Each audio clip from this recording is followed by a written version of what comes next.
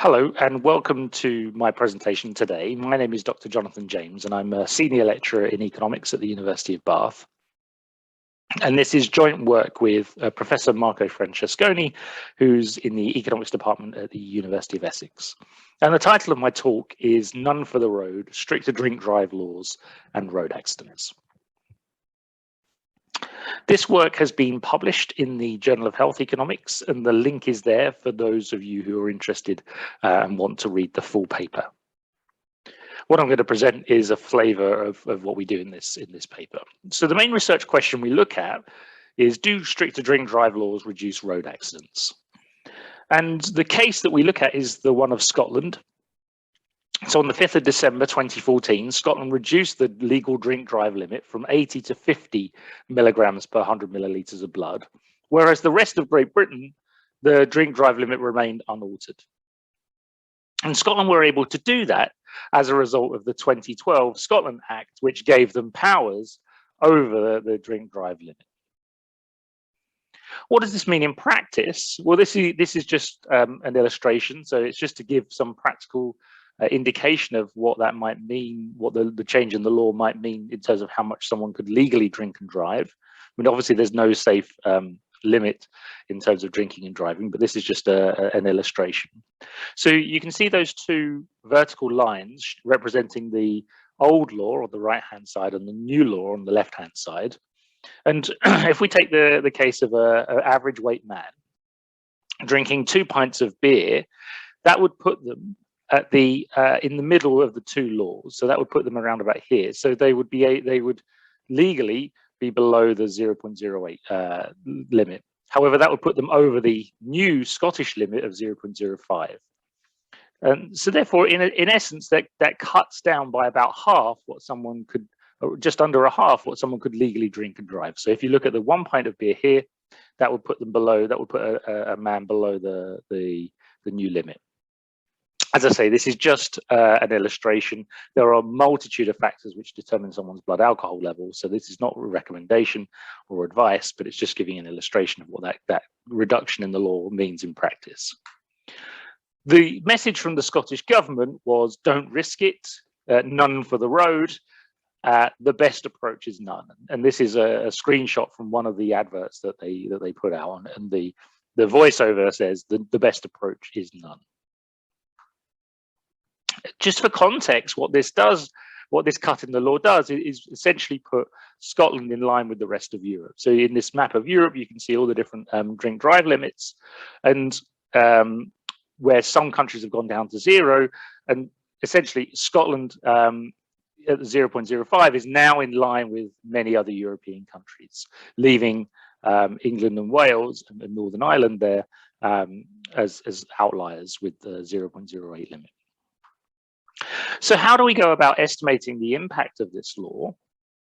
So we use rich administrative data where we have over 1 million road traffic accidents. And this is data, the Stats 19 data from the Department for Transport. We go back to November 2009 up to December 2016, and we aggregate that data up to the local authority level, of which there are 378 in Great Britain. And we do this by month. So what we're looking at is the monthly accident rate. So this is the number of accidents per local authority per month, but it's the number of accidents per 1,000 vehicles registered in that local authority. We do this also by population and also by vehicle miles traveled, and that doesn't change the results. So we're going to use 3 different methodologies. The first is a difference in difference.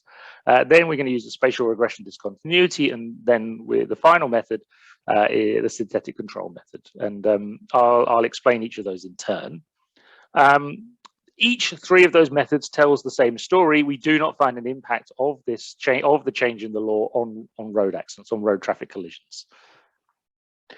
Then we say, okay, well, why might that be the case? And we investigate 2 particular mechanisms. We look at the availability of alternative transport, and that's including buses and taxis, as well as using someone else's car, so car sharing, for example. And then we look at enforcement. So we measure enforcement along the lines of police numbers, breath testing, arrests, crimes and convictions. Both of those two mechanisms point to no effect because we don't find a change in availability of transport, and we don't find a ramping up of enforcement. So both of these two mechanisms point in the same direction, point in the direction of the law having no effect. We then look at a bunch of other outcomes, a multitude of other outcomes, which I'll talk towards the end of this presentation.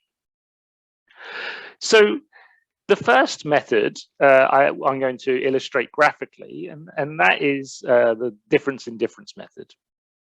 So this graph shows the accident rate in Scotland over time. So it goes back to 2009 in November 2009, all the way up to December 2016.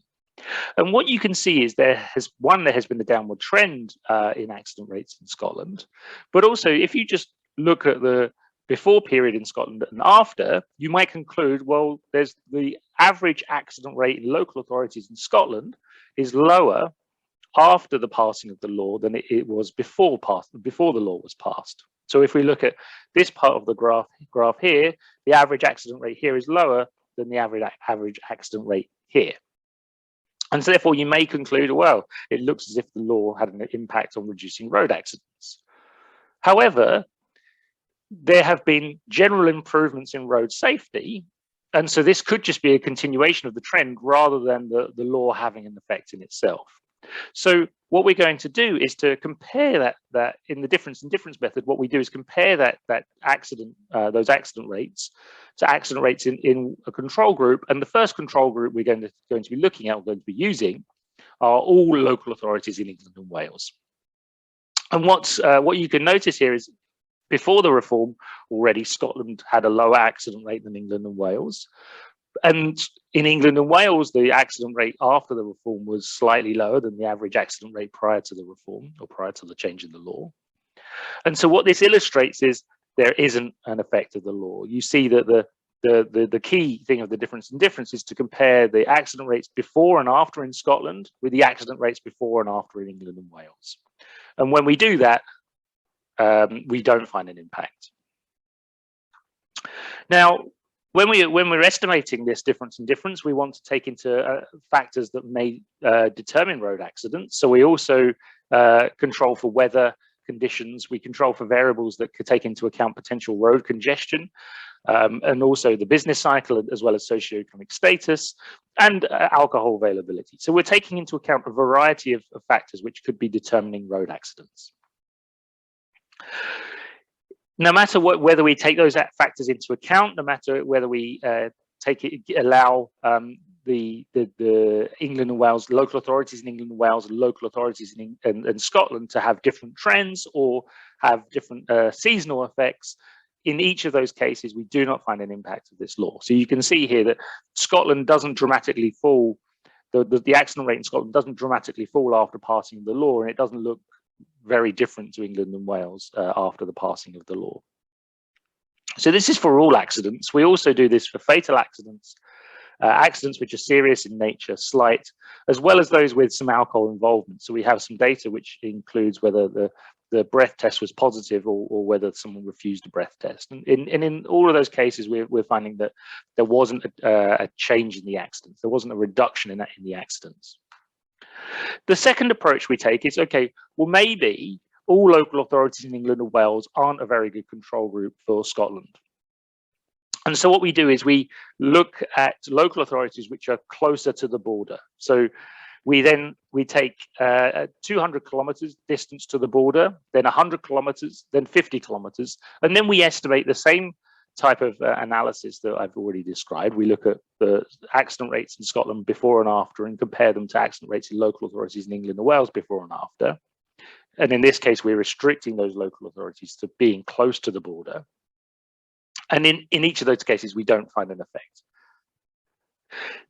Again, you may think, well, maybe local authorities close to the border in England and Wales and Scotland are not a good comparison group. So what we then do is we take Scotland as our treatment group, and we run something called a synthetic control analysis, where what we do here is essentially the method picks out local authorities in England and Wales. It gives them a weight. So it essentially creates a weighted average of local authorities in England and Wales, which minimise the distance between Scotland and England and Wales. And in that sense, it generates a trend prior to the change in the law that looks much more similar to England and Wales, to Scotland, than all local authorities in England and Wales. And you can see here that these are the local authorities that have been picked. Some of them are hard to see because there's some small local authorities in the southeast that have been picked up. But essentially, you can see it's picking out certain local authorities and generating what's called a synthetic Scotland.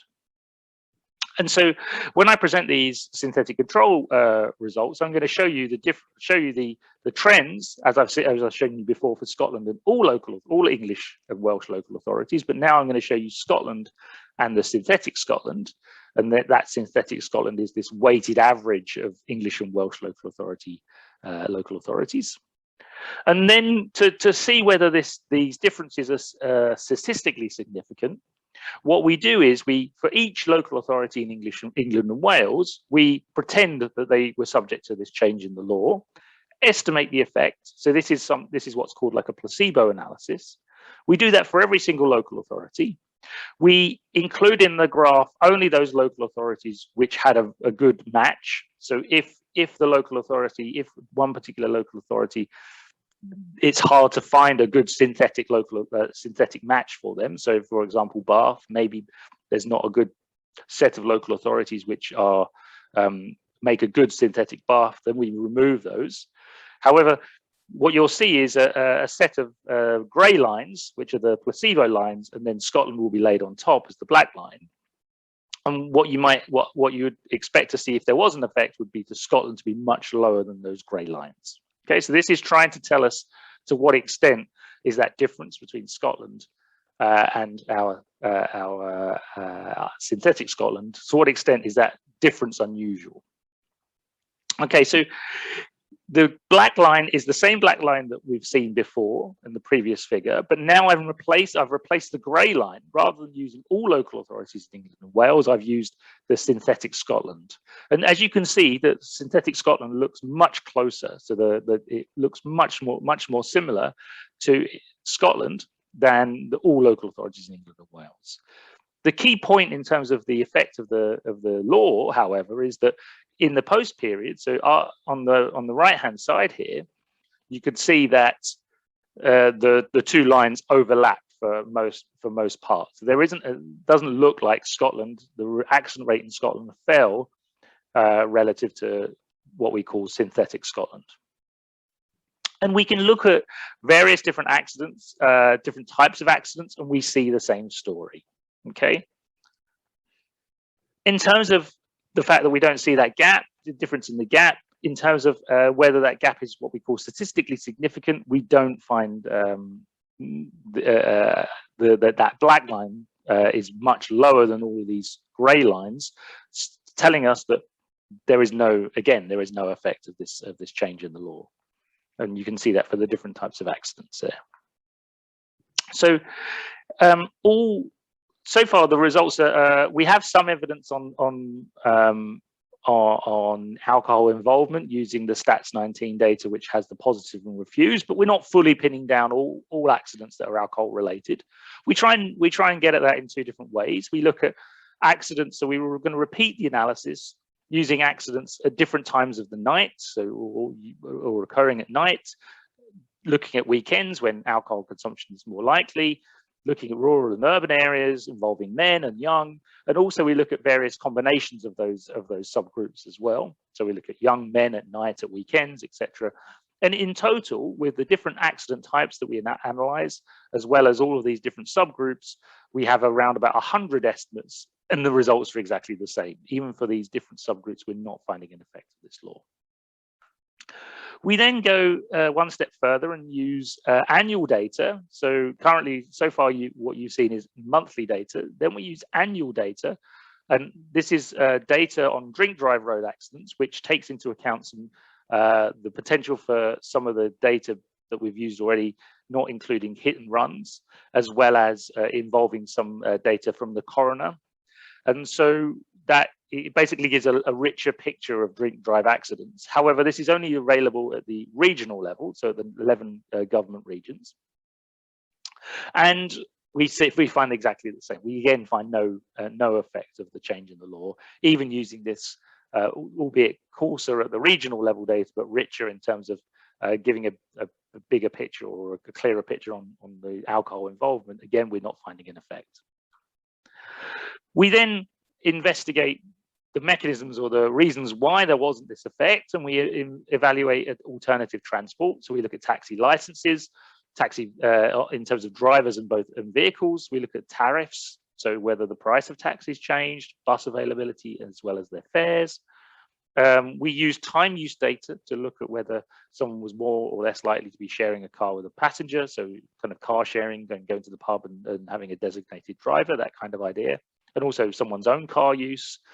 Then we look at enforcement, so we look at number of police officers. Then we investigate breath testing, drink driving arrests, drink driving convictions, and all of these, again, are pointing to no effect. So both of these two mechanisms point in the same direction, that we don't find a ramping up of enforcement. We don't find a change in the kind of the environment with respect to transport availability. So in a sense, these are the two mechanisms and two reasons why the law wasn't as effective as it may have been. We then investigate various other potential unintended consequences or spillovers of this law. I'll focus just on one where we do find an effect, and what we find is that public attitudes in Scotland towards drink driving hardened. So the anti-drink driving sentiment in Scotland became stronger. Okay, so that's the one thing we do find, that the law kind of hardened anti-drink driving sentiment. In terms of alcohol consumption, alcohol prices, kind of spending time in the number of pubs, the number of jobs in pubs, and as well as other kind of spillover effects in terms of kind of maybe people were less likely to speed because they were worried about being stopped for drink driving at this lower limit, or using the seatbelt, or general motoring offences. We don't find anything along any of these other lines. The last thing to talk about a little bit is what's called this adjusted relative risk of a road traffic collision. So what we're showing here is the breath level in terms of the alcohol per 100 milliliters of breath, and then your relative risk of a road motor vehicle collision. And what you can see if you zoom in on the picture in terms of looking at the difference in those two laws, there is a doubling of the relative risk. So it's not a negligible risk reduction that the law is capturing, going from that 35 to 22, or in terms of blood, the 0.08 to 0.05. So it's a non-negligible reduction in risk. And if this is just for all accidents, if you looked at the fatal accidents, that would be even greater. But if we zoom out and take the bigger picture, what you can see here is that most of the risk is coming from those not drinking 1 or 2 pints, as we saw in the beginning. It's coming from those who are drinking 5, 6, 7 pints and driving. So the story is essentially a little bit of a lack of enforcement, a little bit of lack of availability of transport, but it's also the people who are doing this, who are drink driving, and not those necessarily, the majority of those who are not necessarily at the margins of the change in the law, they're at the upper end of the drinking distribution. So to conclude, in this paper, we have evaluated the change or the reduction in the blood alcohol content law from 0.08 to 0.05, and we do not find any reduction in road accidents or in drink drive crime. The evidence is pretty robust and strong, and it wasn't accompanied by any change in the availability of alternative transport or their respective prices, or there wasn't necessarily this change in enforcement. We don't find many spillovers other than effects on attitudes to drink driving. And one potential aspect of this is, aside from the lack of enforcement or the lack of alternative transport, was that without having these two things going together, the fact that the law is at a sufficiently low level, and accident rates are at a sufficiently low level already, that it's hard to then maybe get further gains as a result of changing the law in this way. Okay, so thank you very much for watching, and if you have any questions or comments, please drop me a line, and there is my email address. Thank you.